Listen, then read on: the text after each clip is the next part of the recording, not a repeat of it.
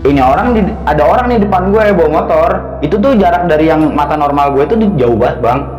Tiba-tiba pas gue cuma meremin mata gini doang udah dari depan mata gue. Itu gue berhenti bang seada-adanya. Astagfirullahaladzim. Berapa bu? Saya mau bayar. Dengan tatapan dia yang kayak gini, aku rak butuh duitmu, yang ku butuh hanya endasmu.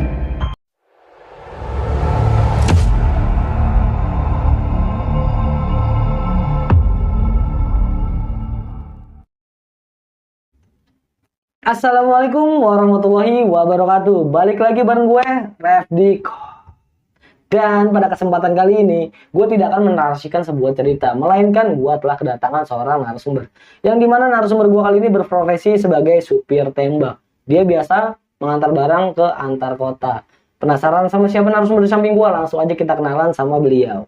Halo Bang Kemal. Halo Bang Refdi. Kabar gimana nih Bang? Alhamdulillah Bang. Baik, Kabar ya, Bang? baik. Alhamdulillah. Untuk kesibukan lagi apa aja nih Bang? Kesibukan sementara ini sih cuma kerja sambil kuliah Bang. Oh masih fokus kuliah. Fokus kuliah juga Bang, semester akhir. Semester akhir? Iya.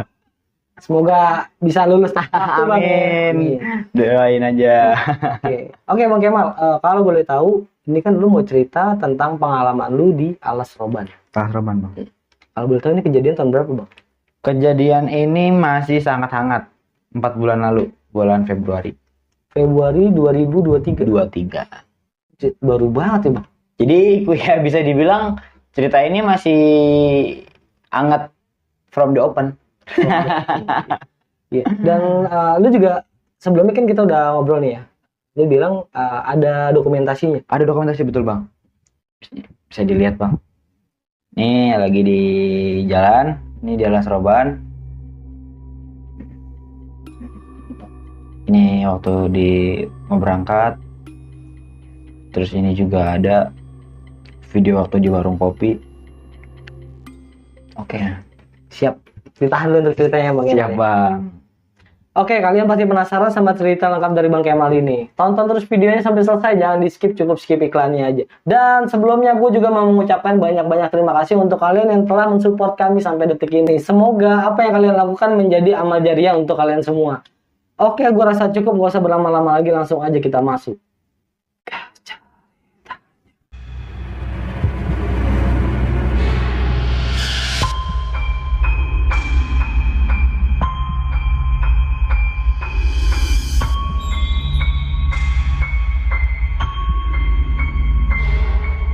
Oke, ini kisah ini yang gue alami Februari lalu itu posisinya gue baru balik bawa tamu Bang dari Bandung. Karena emang gue nyambi sebagai tour leader juga, tour guide, bawa tamu keluar kota juga. Posisi balik dari Bandung, gue sampai rumah itu habis johor. Habis johor, gue istirahat, meremin mata. Sampai jam 5 itu ada telepon dari saudara gue ini. Telepon gue, Mal bisa nggak antar ke Magelang, bawa barang, pakai mobil bak, dan berangkatnya pun langsung habis maghrib, nggak ada prepare apapun. Jadi bener-bener gue sampai dari Bandung, gue meremin mata, jam 5 gue bangun, ada telepon, habis maghrib gue langsung berangkat. Di keberangkatan itu gue nggak ada firasat apa-apa, gue jalan aja. Gue jalan, udah akhirnya dari rumah, ngambil barang dulu ke Geraha, ambil barang, prepare semua, udah aman, gue berangkat. Sampai dari Jakarta, itu sampai ke tol Cirebon, itu nggak ada apa-apa, gue hahihi, nyanyi-nyanyi, nyetel radio, segala macem. Nah yang gue rasain kejanggalan pertama kali itu, yang bener-bener, ini bener nggak sih gue rasain gitu. Gue berhenti di rest area tuh, di daerah Cirebon. Gue nggak tahu kilometer berapa, gue berhenti. Gue kamar mandi, di situ posisinya saudara gue sama temennya satu itu lagi makan, di mereka. Sorry Bang, jadi itu di sini berangkat bertiga. Bertiga, betul. Bertiga, yang berdua makan, gue ke kamar mandi. Gue ke kamar mandi, itu posisi di Cirebon itu jam berapa ya? Setengah 10-an deh kayaknya deh. Setengah 10-an. Gue masuk kamar mandi, gue cuci muka, karena emang di situ ya maklum lah capek banget kan, baru balik udah langsung berangkat lagi. Gue cuci muka, Udah gue cuci muka, nggak ada apa-apa tuh, cuci muka segala macem. Nah pas gue kelar cuci muka, baru matiin keran, ini di kuping kayak ada yang ngomong, jangan pergi, pulang aja, takut ada apa-apa. Ada suara kayak gitu? Iya, anjing merinding gue. Ada suara kayak gitu, terus gue nyeletuk lah dalam hati, gue kira temennya saudara gue ini kan. Iya. Woi jangan iseng lah. Siapa sih ini dalam hati gue? Gue nengok, kagak ada apa-apa. Nggak ada orang. Itu kan pintu, jadi pintu kamar mandi rest area itu kan bawahnya kelihatan ya bang ya? Setengah. Iya kan, sampai mata kaki. Gue intip nggak ada apa-apaan bang, Nggak ada orang. kosong. Gue cuci muka kelar.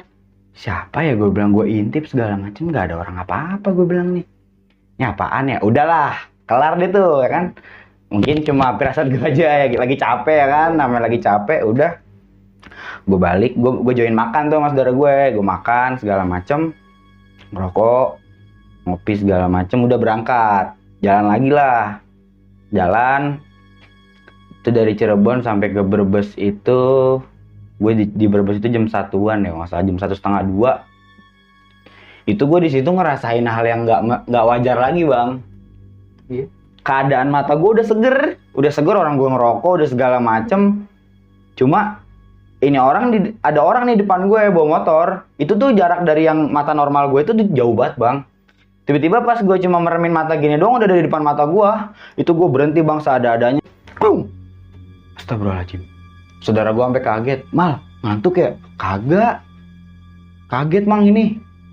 Set dalam hati gue, ya Allah, gue hampir ngilangin nyawa orang. Itu kencang banget bang, gue posisi Pantura kan. Iya. Brebes tuh enak banget buat ngebut. Tiba-tiba nih orang dari mata gue normal nih jauh, tapi tiba-tiba pas gue ngedipin mata gini, set, Udah di depan kok mobil. depan mata gue bilang. Terus gue kaget. Itu untungnya apa? Gue nggak banting setir bang. Kalau gue banting setir, kelar. Udah tuh gue bertiga hancur. Yaudah. Mobil hancur, barang berantakan. Udah, akhirnya di situ gue berhenti. Ditenangin tuh gue sama saudara gue. Udah tenang dulu. Akhirnya di situ gue ngopi, gue ngerokok. Gue mastiin dong barang-barang takutnya rusak kan, karena posisi ngerem mendadak. Udah akhirnya, udah berhenti dulu, istirahat dulu, ngopi.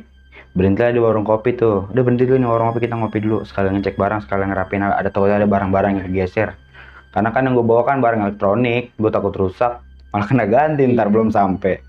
Ngopi, udah kelar ngopi, jalan lagi dah tuh, aman aja ya kan.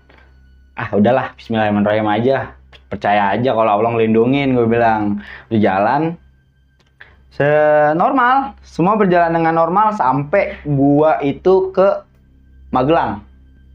Sampai udah di Magelang. Sampai udah di Magelang, semua normal. Dari gua jalan dari Brebes itu sampai ke Semarang gue berhenti, itu nggak ada apa-apa. Di Semarang gue ngelanjutin ke Salatiga, terus gue berhenti ke Magelang tuh gue nggak ada apa-apa, semua berjalan normal.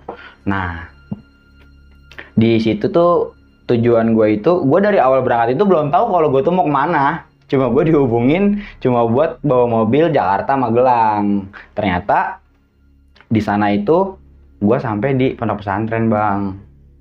Oh, jadi tujuan lo ke tempat ke pondok pesantren. Pondok pesantren.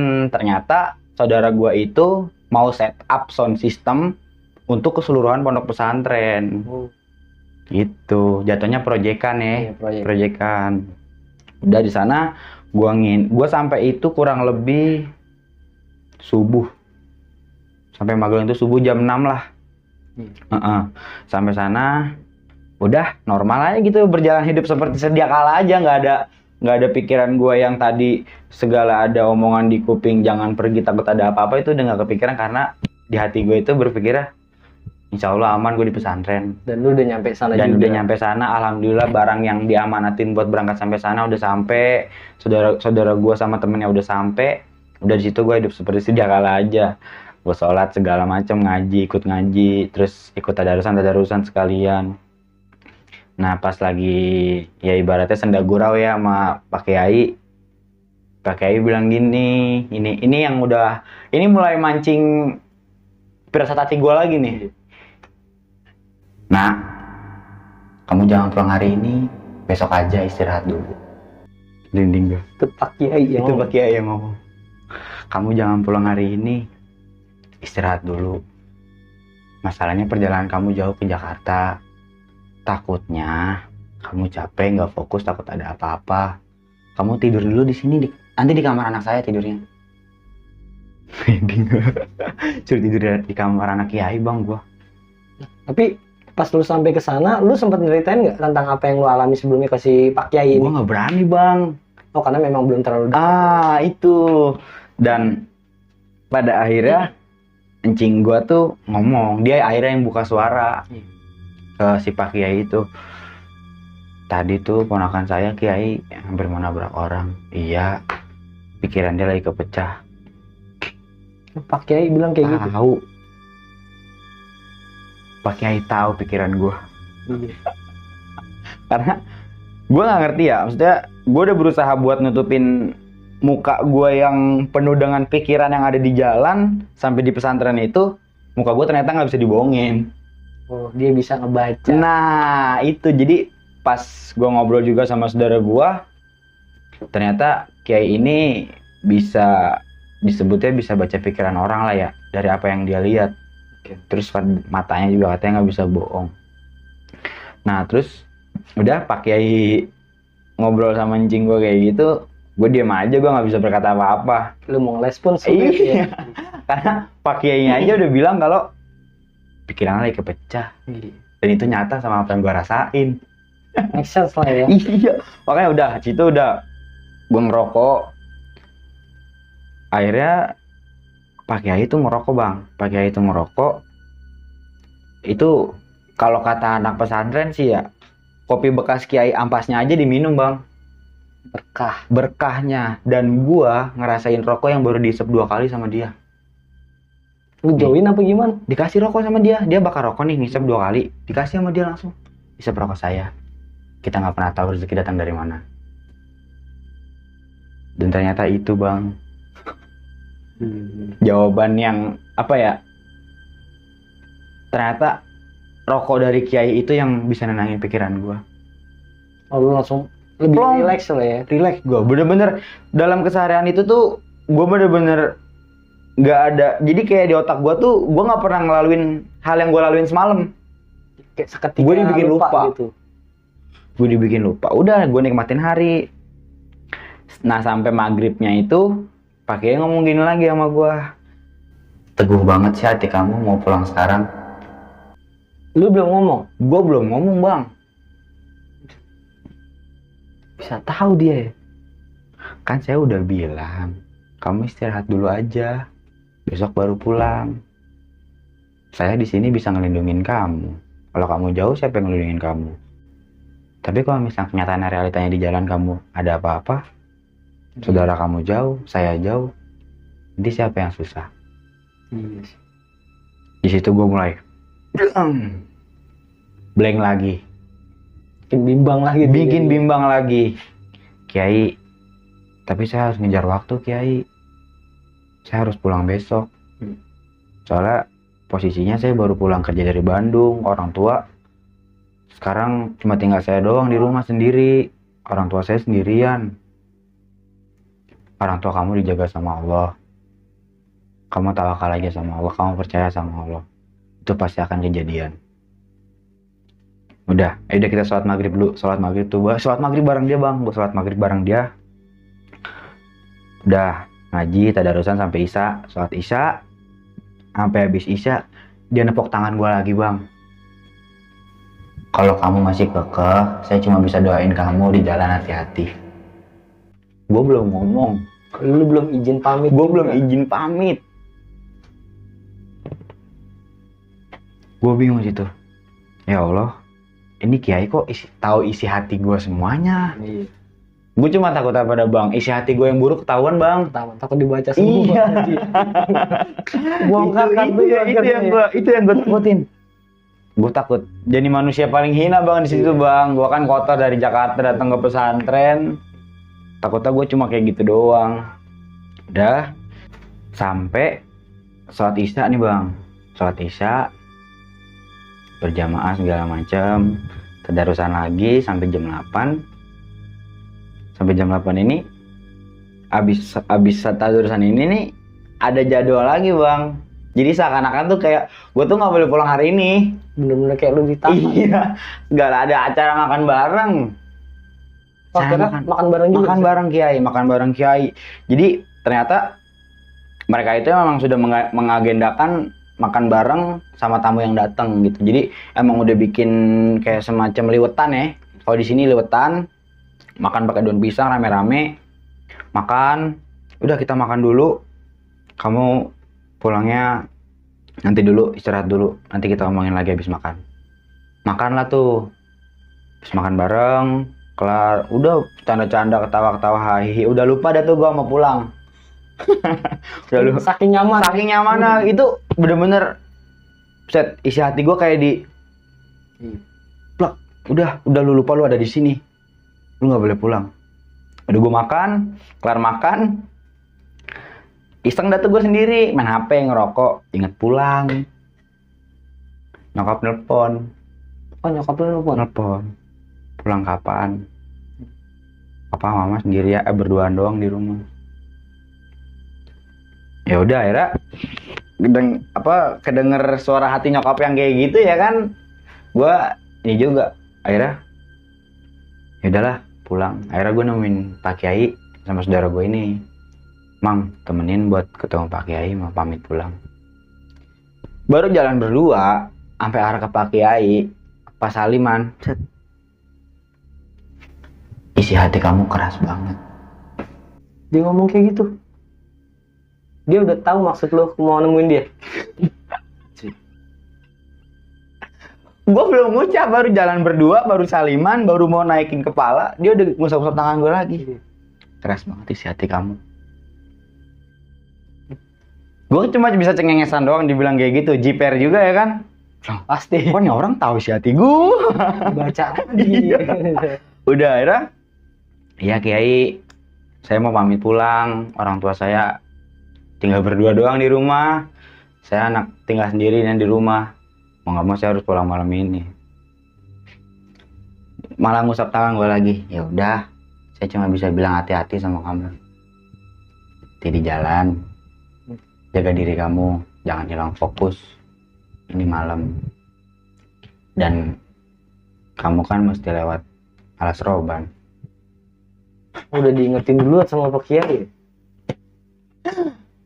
Kamu mesti lewat Alas Roban dari dulu. Karena memang jalurnya itu doang ya? Itu doang bang, karena sorry to say ya, budget kecekek. Dan gua harus memanage bagaimana caranya dengan uang segini gue harus sampai Jakarta lagi. Ya akhirnya yaudah apa boleh buat, gue harus lewat Alas Roban karena emang itu jalur satu-satunya dari arah Magelang, Semarang, Jakarta. Kan nggak mungkin gue muter lewat Dieng, jauh banget, makin ngabisin bensin nanti, kos lebih panjang. Udah akhirnya pas izin segala macam gue packing lah. Jadi pas posisi mau packing, lagi ngerapi-rapiin barang, tuh gue sendirian. Jadi posisinya si saudara gue ini sama Pak Kiai itu di luar nungguin gue packing. Pas lagi packing masukin barang, ini suara yang gue denger di kamar mandi pom bensin, kok nongol lagi bang? Kedengeran lagi suaranya? Iya. Itu kedengeran lagi. Jangan pulang sekarang, kamu istirahat dulu. Kamar sendiri lu? Kamar sendiri. Oke. Itu yang gua, itu makin goyah aja tekad gua buat pulang. Makin bimbang Makin bimbang. Pak Kiai udah bilang kamu pulangnya besok aja. Terus tiba-tiba ada suara, kamu jangan pulang sekarang. Udah, itu gua mengukuhkan tekad lagi tuh. Gua harus pulang sekarang, orang tua gua di rumah cuma berdua. Oh, lu fokus Tetep. Jadi tujuan gue emang dalam hati gue tuh gue cuma buat pulang buat orang tua gue. Udah, itu doang. Gue akhirnya gue nggak ngomong itu suara ke Kiai, gue nggak ngomong. Gue keluar mau pamitan sama Kiai.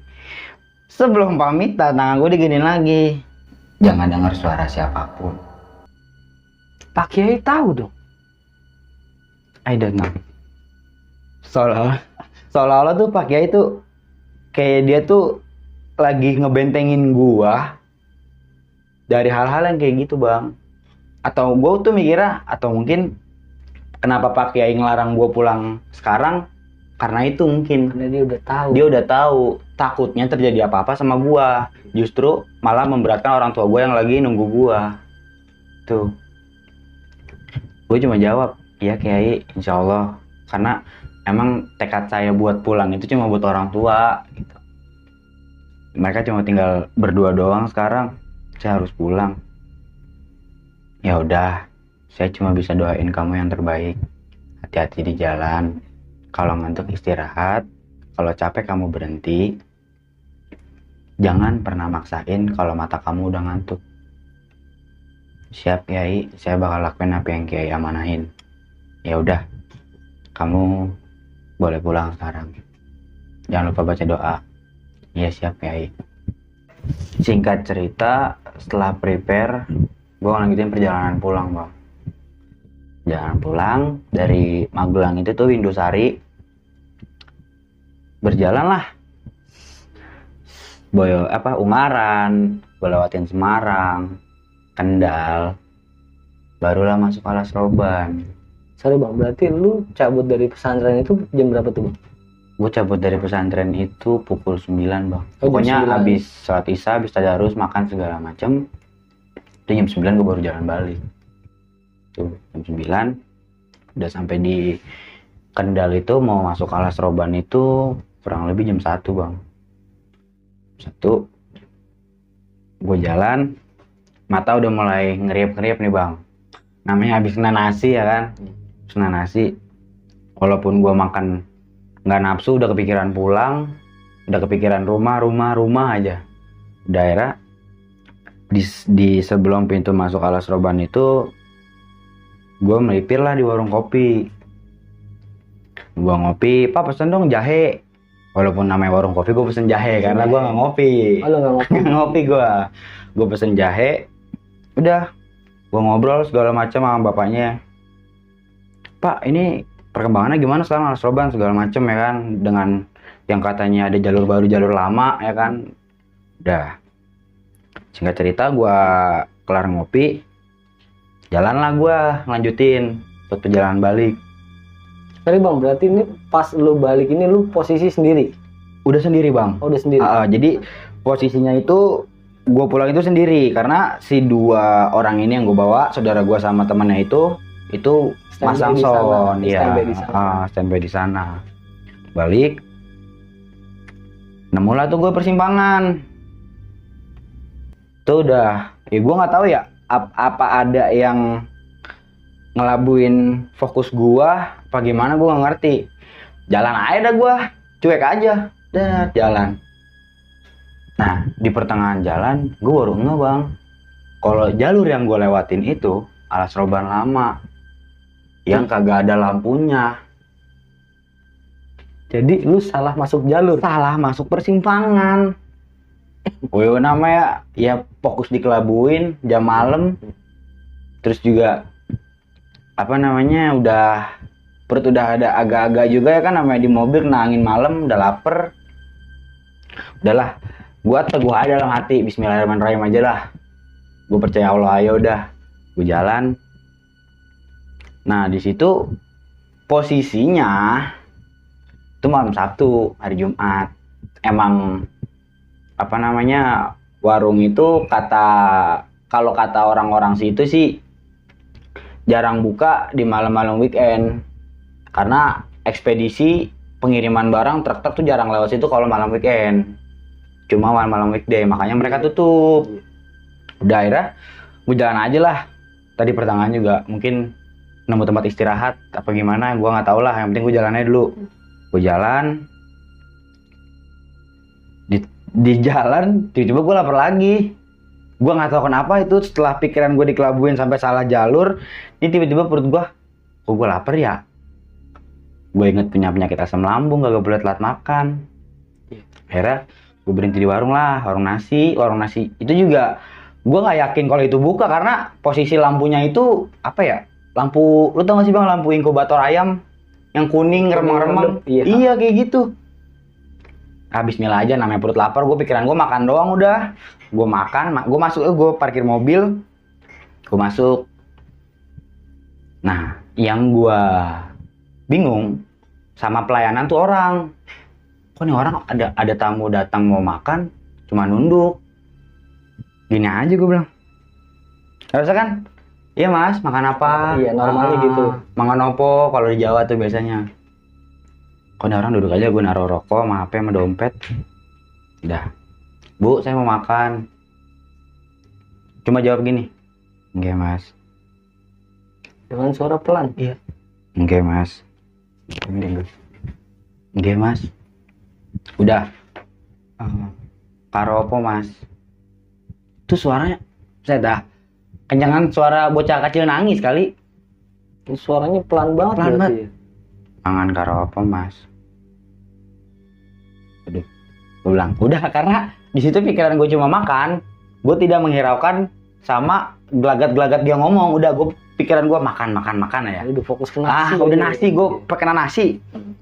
Udah akhirnya ini bu pakai nasi. Itu usus sama toge aja bu, karena pikiran gue kalau gue makan terlalu banyak ngantuk, gue bahaya di jalan, bener kan? Resiko lagi. Udah bu, nasinya setengah aja ya bu, sama minumnya teh hangat. Enggak mas, gitu doang bang, no respon, kayak enggak mas. Maksud gue kayak, oh pakai apa lagi mas, apa ini lagi mas, itu jawabannya banyak, ini enggak. Gue bilang pasif banget ya, pasif banget bang.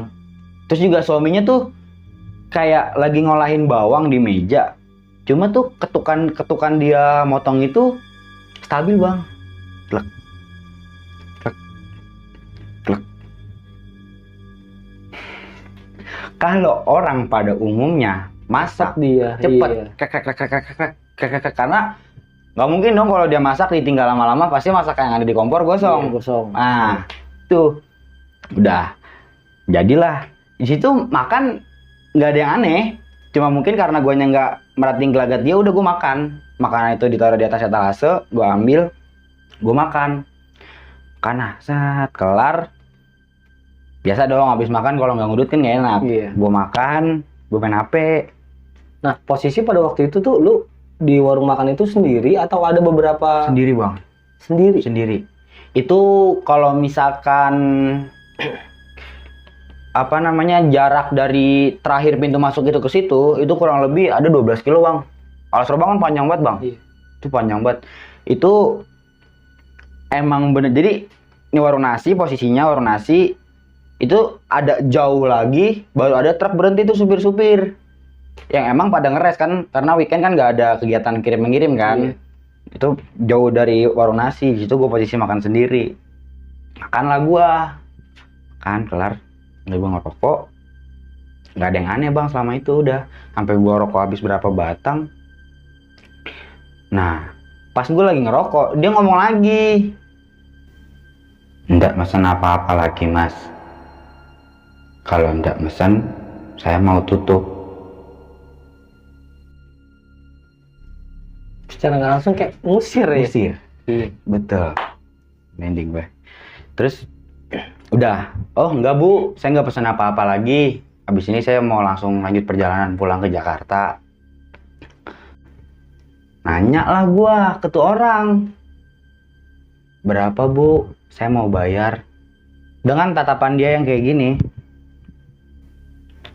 aku rak butuh duitmu, yang ku butuh hanya endasmu. Set bang, melotot. Ini gue merinding, melotot ke arah gua. Dia ngomong dia butuh pala lu, pala gua. Merinding gue butuh hanya endasmu. Nah pas ngomong endasmu itu gue dipelototin dari atas etalase. Gue butuh hanya endasmu. Anjing.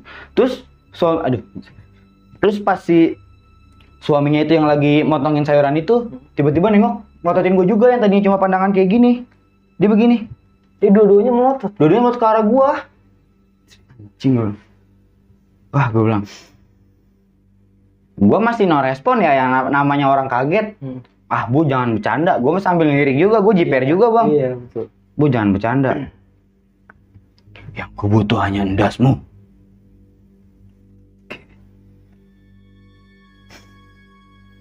Wah, di situ gue tetap punya firasat baik ya. Gue tinggalin duit bang. Udah tuh gue tinggalin duit. Gue langsung lari. Gue masuk mobil. Itu ya Allah. Itu pakai segala acara kunci mobil tuh. Buset. Ada baik. Mungkin karena panik kali. Nah. Gue aduh gimana nih. Akhirnya klak kebuka. Gue masuk. Gue nyalain. Dan di situ gue nggak tahu kenapa mata gue masih nengok bang ke arah belakang. Lu masih ngecek? Gue masih ngecek. Buset dia masih ngintip dari pintu. Si melotot. Tuh gue bilang. Ini gue bilang kalau misalkan gue udah lillahi ta'ala itu dalam hati gue. Ya Allah. Masa gue ketemu ginian? Ini maksudnya ibaratnya pengalaman pertama kali dalam hidup gue ngomong sama gituan bang. Sekarang gimana kagak jiper lu dipelototin matanya merah. Itu posisi mata pas melotot Buset merah bang. Ya gue pikir apa ya. Ya namanya gue selon ya. Ketemu kayak gituan apaan sih. Gue selalu punya prinsip dalam hidup gue. Gituan punya ranahnya masing-masing. Gak mungkin masuk ke ranah alam gue bilang. Buset di situ gue disatronin kayak gituan. Akhirnya lu cabut tuh bang langsung. Cabut bang gue seadanya. Tuh gue yang namanya apa oper gigi mobil tuh langsung gue operin ketiga. Loh gue ngebut seadanya. Tuh itu dalam hati gue cuma apa dah. Gue kepikiran emak gue doang bang. Kalau sampai kehilangan gue Allah alam dah. Perkaranya sepele bang ya? Perkara sepele bang. Gara-gara makan kagak mau duit tuker pala. Akhirnya tuh lu cabut dari situ, lu sempat memastikan lagi nggak? Gua abis jalan itu, gue berhenti bang di warung yang emang bener-bener rame. Oh nggak jauh dari situ? Nggak jauh dari situ, gue jalan, gue berhenti di warung itu, nenangin diri bang. Buset stres juga gue. Tuh bulu kuduk gue berdiri semua. Itu rambut gue kalau itu juga kayak orang setrum tuh berdiri. Buset. Lu coba konfirmasi nggak di warung yang akhir lu berhenti? Di situ gue beli minum. Itu sampai di sono itu makanan yang niatnya mau gue pesan lagi sampai kagak jadi. Udah gue akhirnya di warung itu gue pesan minum bu. Kenapa mas? Kok tergesa-gesa banget? Kalau bahasa Indonesia kayak gitu, cuma dia ngomong dalam bahasa Jawa. Kenapa mas? Kok tergesa-gesa banget? Bentar ya bu, saya ngambil napas dulu, ntar saya baru cerita. Oh ya udah, silakan duduk dulu. Duduk ya minum. Suaminya datang lah tuh ke gue. Kenapa mas? Kok pucet banget sih apa mukanya? Ya pak, bentar ya pak. Bapak kalau misalkan emang mau ngobrol sini pak, temenin saya pak. Saya takut juga nih pak. Jam 1:30 malam kayak gini pak. Kenapa emang? Gua minum, ngerokok dulu sebatang. Jadi gini pak. Saya tadi kan pas di Kendal itu saya ngopi pak. Itu semua masih normal pak.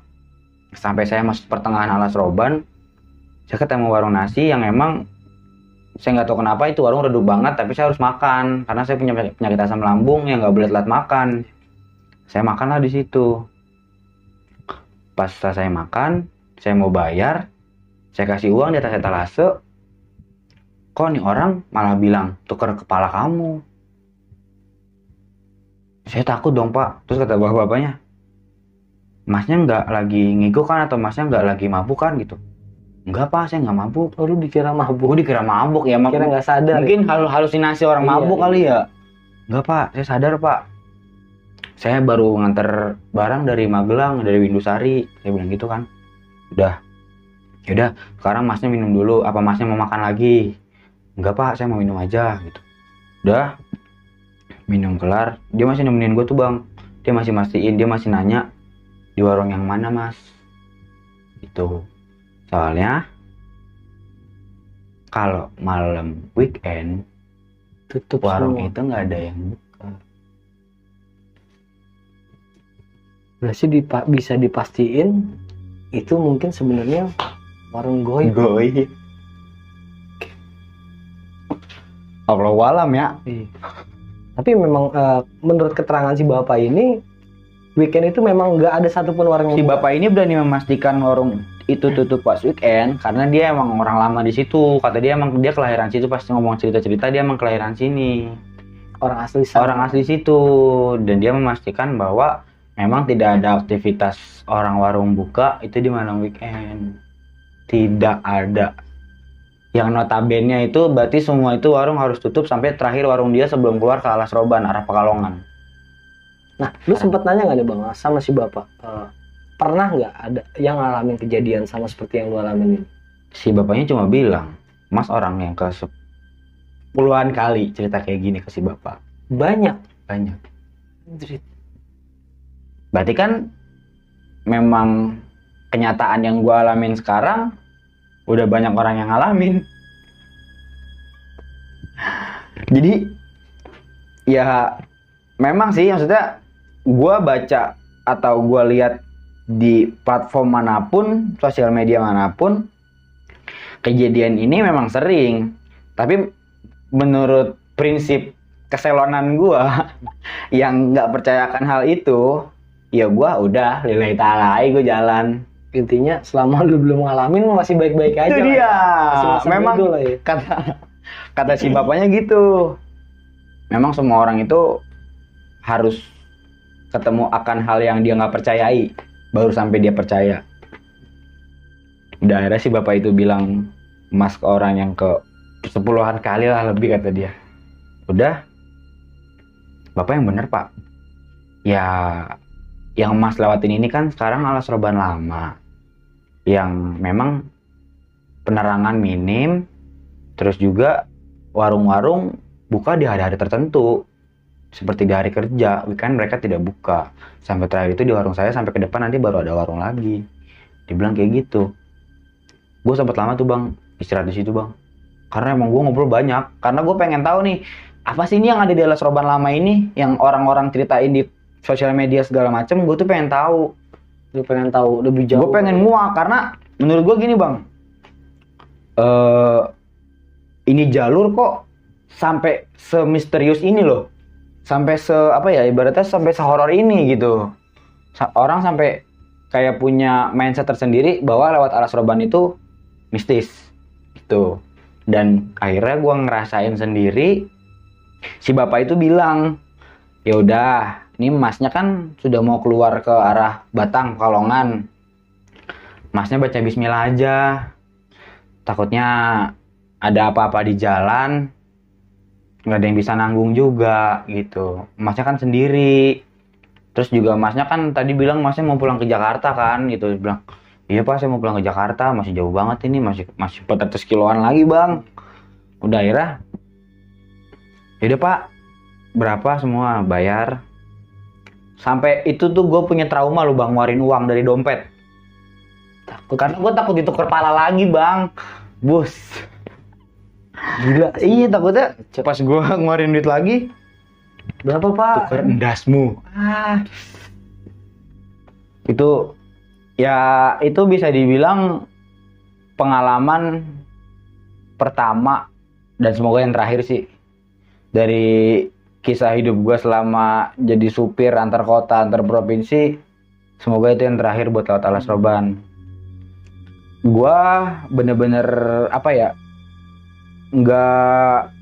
nggak nyangka aja gitu gue bakal ngerasain sama apa yang orang-orang rasain, yang orang-orang ceritain gitu. Tadinya lu nggak percaya. Tadinya gue nggak percaya. Lalu ditampakin langsung. Tuh. Dengan kejadian itu.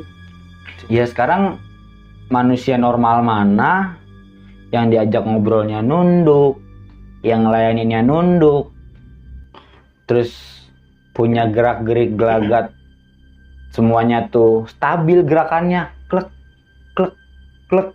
Terus yang gue bingung itu jalanan, ternyata kata si bapak itu depannya warung itu memang jadi posisi si warung ini nih bang, posisi warung dia itu belokannya agak U bang, agak U. Di situ ya, di situ jalanan yang emang sering terjadi kecelakaan. Kata si bapak. Jalur rawan. Disebutnya zona tengkorak lah ya. Zona tengkorak Situ gua, ya Allah, untung gua udah ngelewatin itu gitu. Kalau misalkan gua, maksudnya tingkat keselonan gua terlalu tinggi, gua menganggap remeh hal itu, ya mungkin gua udah jadi bagian dari mereka. Bisa jadi lu lewat juga ya. Betul. Oke, nah dan pada akhirnya lu setelah cabut dari warung terakhir ini nih, warung si bapak, lu nyampe ke rumah ada kendala lagi nggak bang? Itu ada kendala lagi yang gua sangat bingung. Itu waktu gua di Pekalongan. Itu masih dekat, baru keluar Batangan Pekalongan. Di situ tuh gua nggak tahu kenapa ya. Itu kaki bang, sekujur tubuh. Set kayak orang menggigil. Itu kenapa? Ya gua nggak ngerti. Ini gua bilang, asam lambung gua kambuh, tapi dada gua nggak sakit, gua bilang.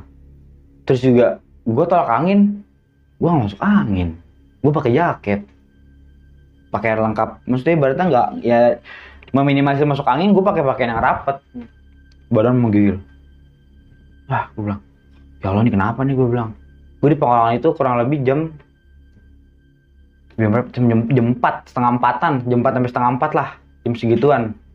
Udah, di situ gue berhenti lagi bang. Itu udah rame tuh, udah kota, udah Pekalongan kota. Pokoknya setelah dari Tugu Pekalongan Kota Batik, di pertigaan itu gue maju dikit, tuh ada Indomaret, gue berhenti di Indomaret. Gue berhenti, ya Allah, kenapa ya ini? Gue beli minum, gue minum tuh, gue nenangin diri tuh, sini. Gue begini aja. Gue diem, lama tuh bang, gue diem, ada 15 menit gue begini aja.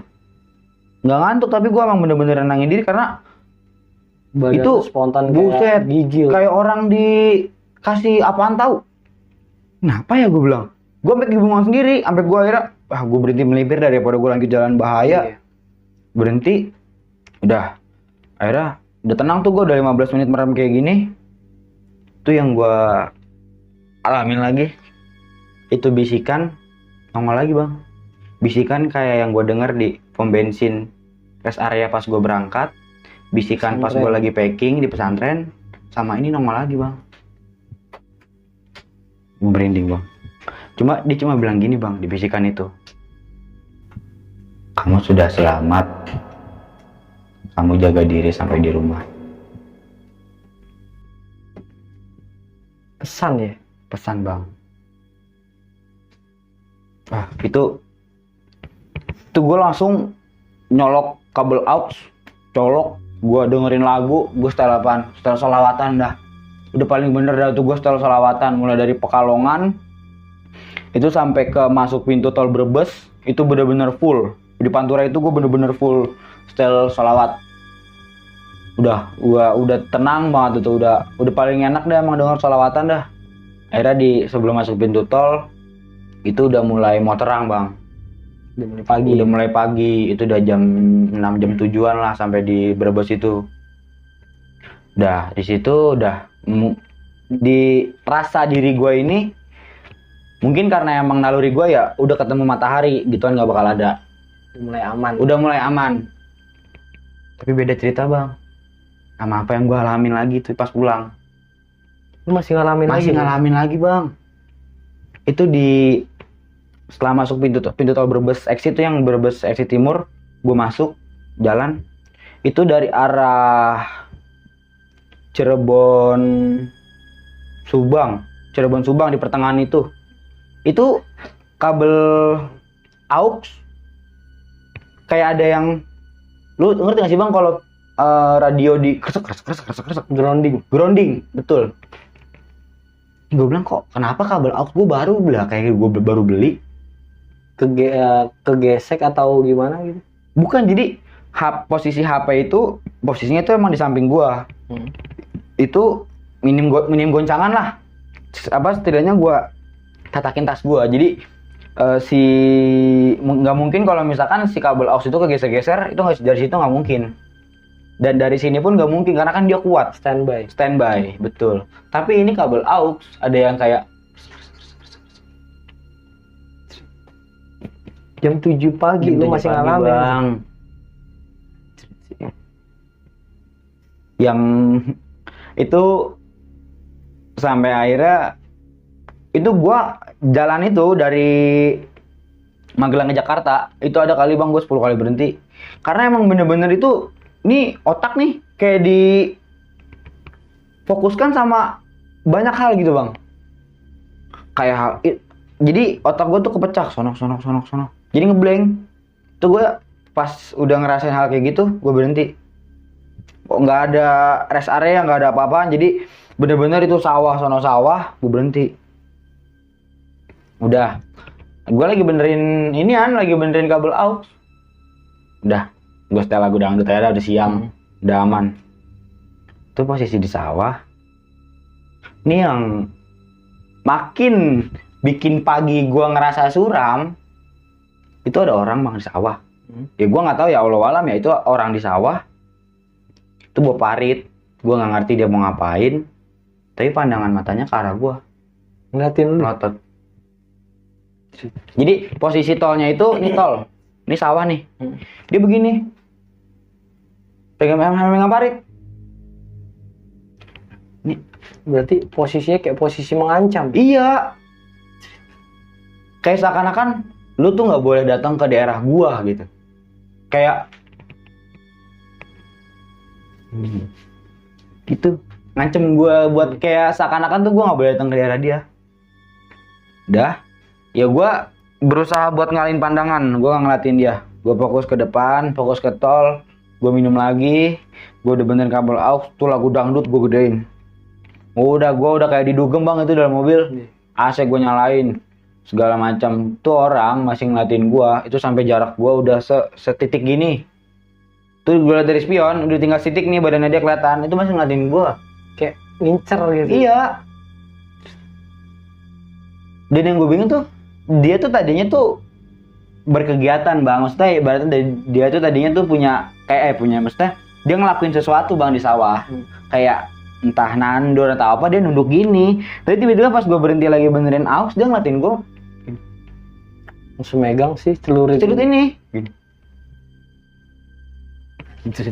ini gue bilang ini gue sampai di tol itu gue nampar diri gue sendiri bang.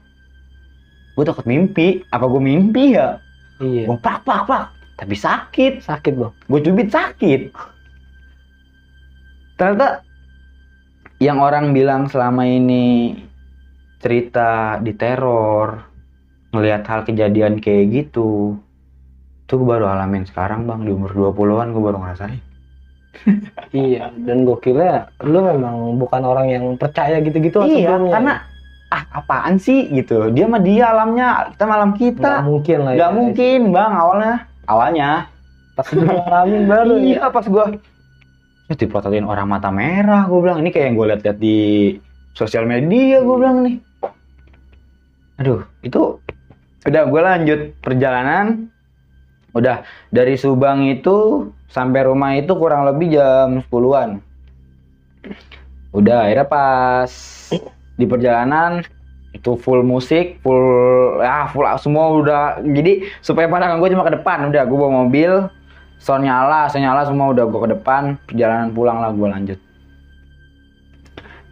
Sampai di Bekasi perut udah mulai keroncongan bang. Lapar lagi bang gue. Emang kerjaan gue sebenarnya hidup ini makan tidur kerja repeat. Iya. Gitu doang ya.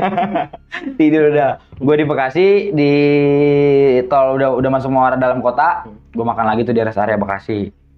Gue makan sampai gue makan itu trauma buat bayar bang.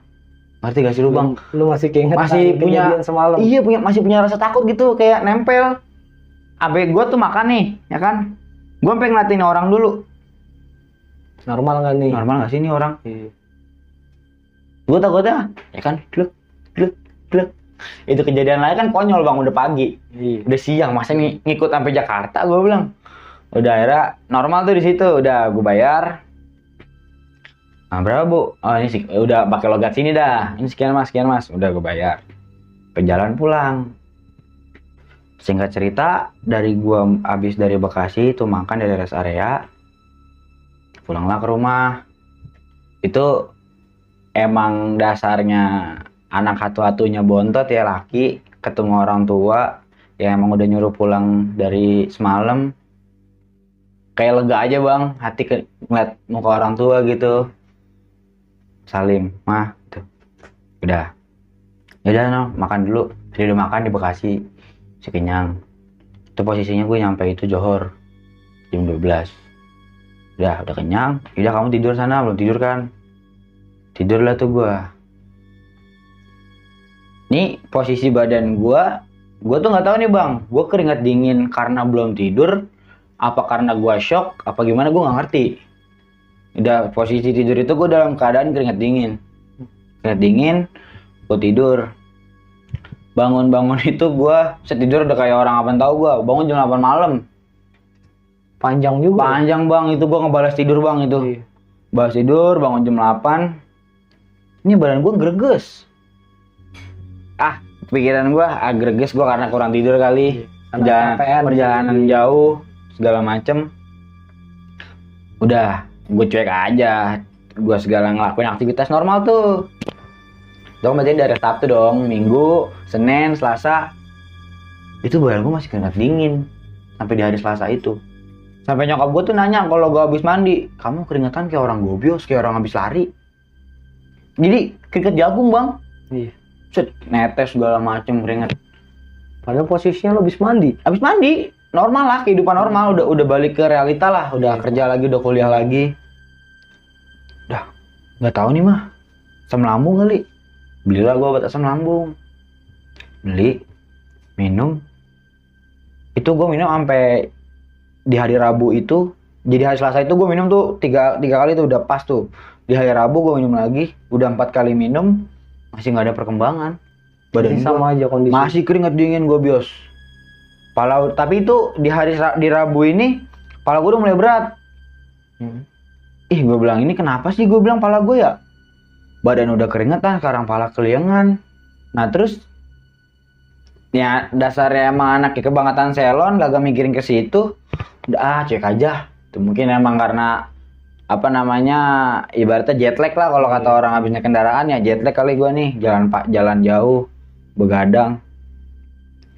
Udah nggak ada respon apa-apa. Rabu, Kamis,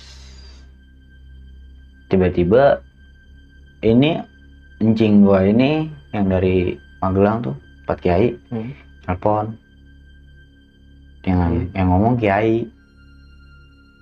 Ada apa nih, gue bilang nih, gue udah sampai Jakarta masih ditelepon. Ternyata gue disuruh bacaan. Suruh bebacaan. Tahu. Ternyata si keringat dingin itu penyebabnya yang adalah proban. Ngikut. Orang. Sekarang gue tanya, dari pihak nyokap, bokap lu, atau lu sendiri, sebelumnya nih, belum ada yang infoin ke si Pak Kiai atau ke mamang lu ini? Nggak ada. Tentang kondisi fisik lu itu? Nggak ada. Ya sekarang mikirnya guanya selon dan nggak mau nganggap itu berlebihan, ketempelan ini itu segala macam. Ya udah, menurut gua udah ya, hidup realita aja kayak biasa ya kan. Terus tiba-tiba pakai nelpon, jangan lupa bebacaan, dirutinin. Udah Kamis, malam Jumat, sebelum maghrib itu habis asar jam 5-an, si encing gua tuh nelfon yang ngomong Pak Kiai lagi. Habis maghrib kamu baca Yasin, jangan berhenti sampai Isya. Nanti sholat Isya baru kamu istirahat. Glem, habis sholat Isya itu keringat kayak keran ditutup. Normal badan lu? Belum normal. Musik. Gue bilang ini dalam hati gue, ini si bocah selon yang kagak percaya gitu-gituan, kok bisa kayak gini gitu. Iya. Dalam hati gue kayak gitu.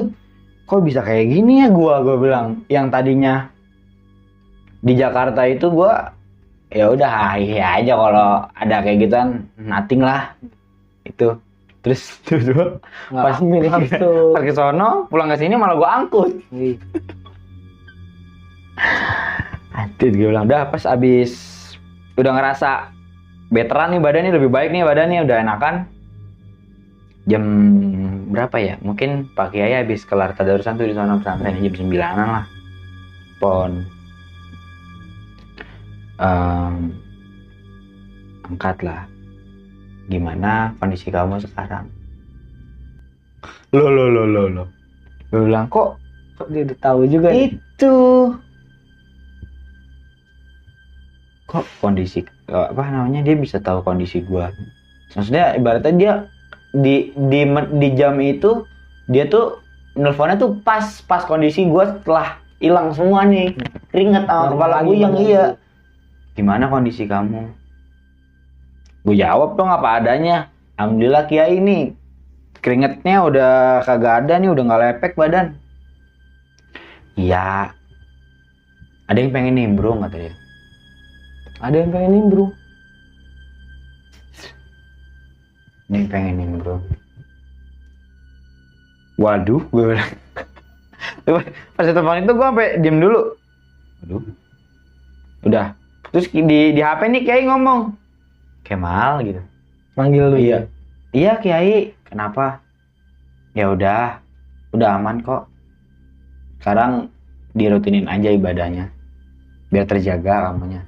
Soalnya kan kamu nanti bakal balik lagi ke sini, jemput saudara kamu, gitu. Udah ya udah Kiai, makasih banyak udah jagain saya, udah ngasih saya wejangan segala macem. Udah matiin telepon, gue mandi lah tuh, mastiin nih badan gue nih, soalnya gue penasaran pas gue pulang mandi itu masih keringetan. Gue mastiin lah tuh di malam Jumat itu, gue mandi lagi jam 9, sampai kata nyokap gue, mandi mulu lu. Gue bilang kayak ayam sayur mandi mulu. Gak enak nih badan, greges gitu. Mandilah. Sampai gue matiin kipas, matiin AC. Normal badan gue. Keringat nggak keluar lagi. Nggak kayak main futsal. Itu udah clear semua badan gue. Itu kepala gue yang tadinya udah kayak bekonde 6 begini aja gue bilang. Badan keringetan. Saya gue itu dari mulai pulang itu tuh, dari hari Sabtu itu tuh Minggu itu sampai hari Jumat. Saat itu sampai di mesin cuci baju gua numpuk. Baju lu doang. Baju gua doang. Soalnya posisinya gua lagi libur kuliah kan. Iya. Jadi gua di rumah kan standby. Udah gua di rumah, gua gonta-ganti baju kaos. Jadi pagi mandi, Johor nih mandi, ganti baju, ntar maghrib mandi, ganti baju lagi. Begitu terus tuh tiap hari. 3 kali ganti baju, sampai nyokap gue bilang, seminggu ini baju lu banyak banget nih di mesin cuci. Ya mau gimana, orang keringetan. Daripada gue pakai terus masuk angin. Malah ngedrop. Udah akhirnya singkat cerita di hari Jumat itu gue udah mulai normal, habis mandi, habisnya segala macem, gue make sure badan gue udah nggak apa-apa. Tidur lah gue. Tidur. Mimpi gelap tuh blank, berarti kan nandain tidur gue pulus banget nih. Baru tidur sama seminggu ke depan tuh kan tidur gue kayak di ambang-ambang bang. Udah pules, bangun Jumat pagi. Terus, gue kayak terjun ke dunia baru bang. Ngerti gak sih lu bang, kayak lu tuh baru dibangunin di sesuatu yang baru gitu. Kayak lu habis ke ruqyah. Gak sih? Fresh ya. Di Jumat itu. Kayak bener-bener gerbang yang di diri gue yang kayak gitu-gitu tuh kebuka. Lu tuh harus percaya adanya dia. Udah ngalamin langsung. Itu gue udah ngalamin langsung. Kurang lebih gitu sih bang. Cerita yang bisa gue sampein dari si Selon yang gak percaya setan sampai si Selon yang takut sama hal kayak gitu diikutin seminggu. Gila sih bang, cerita lu sakit sih bang. Oke Bang Kemal, gua ada satu hal yang pengen gue tanyain. Apa nih bang? Ini tentang yang lu makan di warung, kita sebutnya warung goib ya. Warung goib, betul. Dengan makanan yang lu makan, dengan menu yang lu pesan, itu yang lu makan rasanya sama nggak seperti makan makanan pada umumnya? Atau ada kayak beda gitu? Apa hambar bagaimana ya? Iya, gitu ya? gitu. Jadi dari posisi gue berhenti, tekad dalam hati buat makan, ya kan? Gue tidak memperdulikan apapun yang terjadi, gue harus makan. Gue pesan makanan, Normal sih bang. Makanan yang gue pesan nasi ya nasi, lauknya gue makannya lauk. Minuman yang gue pesan ya teh hangat yang rasanya bener-bener teh yang airnya agak hangat. Berarti makanannya semua minumannya normal ya? Normal, bener-bener normal. Yang nggak normal cuma yang ngelayanin. Pelayanan.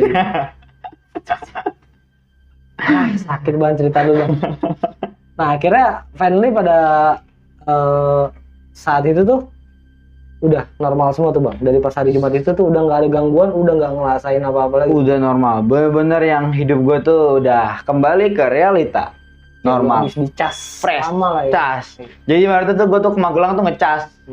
Pulang gue dapet amunisi, gue siap ngelakuin semuanya lagi. Keren bang ceritanya. Makasih bang ya, lu udah Oke, cerita di siap Facebook bang. ya. Oke, terima kasih. Oke, semuanya. sekian untuk video kali ini. Ambil sisi positifnya dan buang jauh-jauh sisi negatifnya. Dan gue juga mau mengingatkan bahwa keberadaan kita di sini tiada maksud untuk menakut-nakuti. Kita hanya berbagi pengalaman dari apa yang pernah dialami langsung oleh narasumber kita. Oke, gua rasa cukup. Gua Refdikul dari Penatua dan Bang Kemal pamit undur diri. Wassalamualaikum warahmatullahi wabarakatuh.